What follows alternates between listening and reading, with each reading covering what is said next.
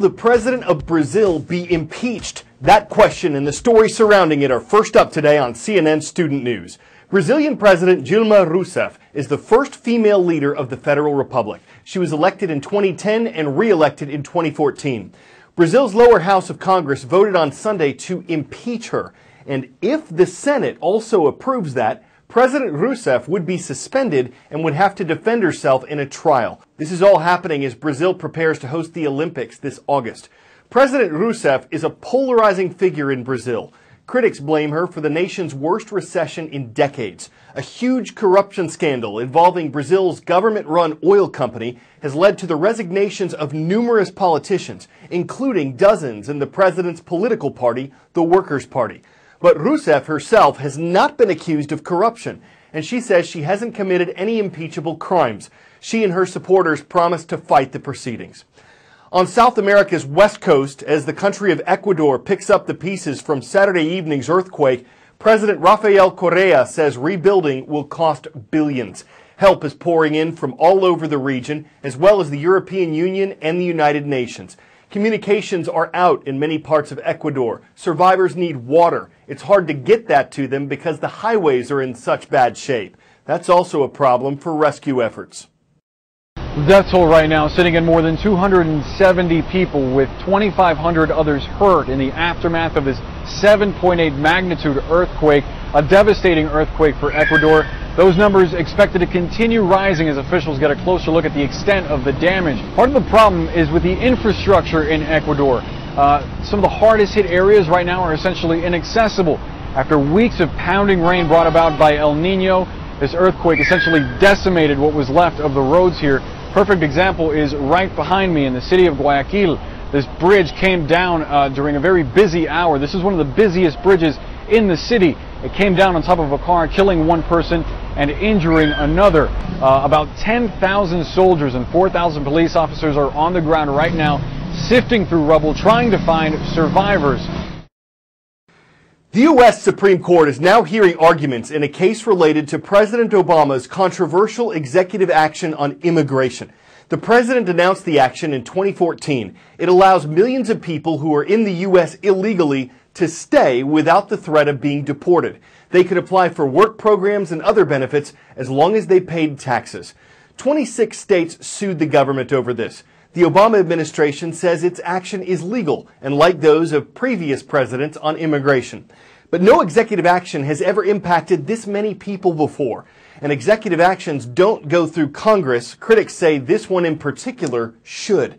Another aspect to this, the Supreme Court is divided. 4 of the justices were appointed by Republican presidents, 4 by Democratic presidents. Conservative Justice Antonin Scalia died suddenly in February, and his potential replacement's been held up in Congress. So if the high court rules 4-4 on this issue, the ruling of the lower court stands. And that court blocked the president's action on immigration. This isn't the only debate happening right now on this issue.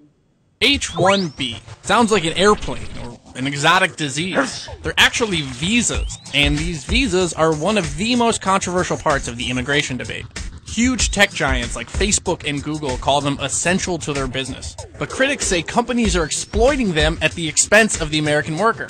So, what exactly are the H-1B visas? Congress created them in 1990 to bring in highly educated and specialized foreign workers into the country. This bill provides for vital increases for entry on the basis of skills, infusing the ranks of our scientists and engineers. They're supposed to fill shortages. Think computer programmers, engineers, doctors. Around 85,000 are allotted a year, and they last up to 6 years, plus a possible extension. To get one, you have to be educated. 99% of H-1B workers have at least a bachelor's degree, and over half have advanced degrees. So why are H-1Bs controversial? Well, critics claim that companies aren't using them to fill shortages. They say that companies are actually bringing in foreign workers so they can pay them less than American workers. And it wasn't meant to work this way. To protect American workers from exactly what critics are accusing companies of doing now, the law was set up to require a quote-unquote prevailing wage. That's a number calculated for each job by the Department of Labor, but critics say that that number, it's ripe for loopholes and abuse. Another problem, the quote-unquote specialized hard-to-fill jobs sometimes aren't. Around 50% of H-1Bs are going to computer programmers, but they've also been used for sports coaches, ranch workers, preschool teachers.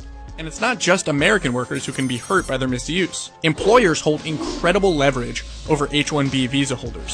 Some have described the workers as indentured servants because an H-1B worker needs to have a job to stay in the country. Complain about working conditions? You could lose your job and be forced to leave the country. So, here we are. Tech companies want more H-1Bs, critics want reform. Will Silicon Valley get its way? The U.S. military is sending an additional 217 troops to Iraq. Defense Secretary Ash Carter made the announcement yesterday during a surprise visit to the Middle Eastern country. The Americans' mission? To help and train Iraqi troops as they try to retake the city of Mosul from the ISIS terrorist group. The Iraqi army fled Mosul in 2014, allowing ISIS to take over. The U.S. forces will also be providing attack helicopters and protecting Iraqis in the fight, which means the Americans will be closer to the battle and at greater risk. In 2011, the Obama administration announced the end of the U.S.-led war in Iraq and eventually moved out the remaining American combat troops. But after ISIS claimed large parts of land in Iraq and Syria, the U.S. has gradually moved military forces back in. The new troops will bring America's total in Iraq to more than 4,000.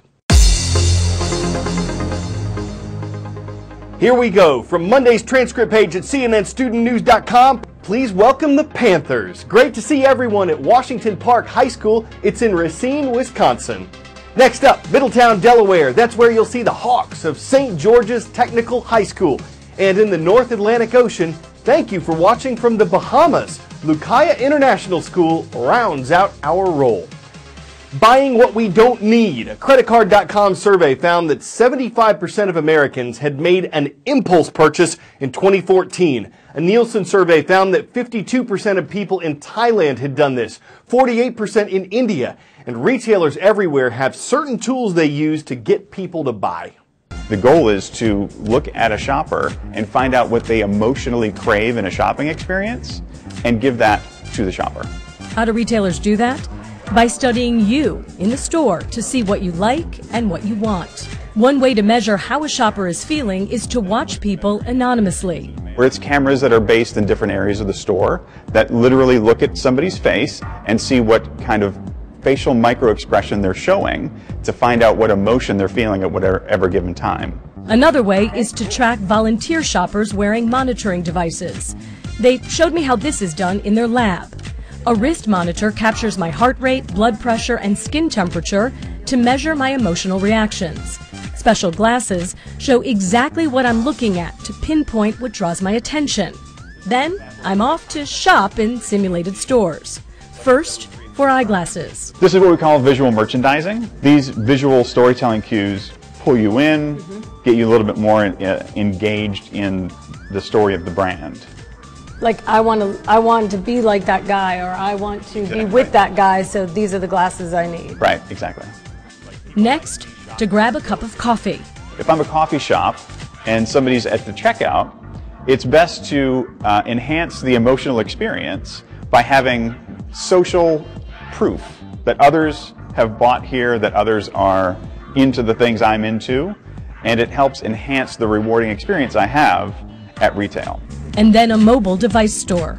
The brain really reacts well to people and people using the products. Creating a story and enveloping the customer in a story rather than just trying to sell them a product. We want to get them involved in somebody's life and again, aspirational type marketing. So they can see themselves there. Exactly. They're projecting themselves in that environment.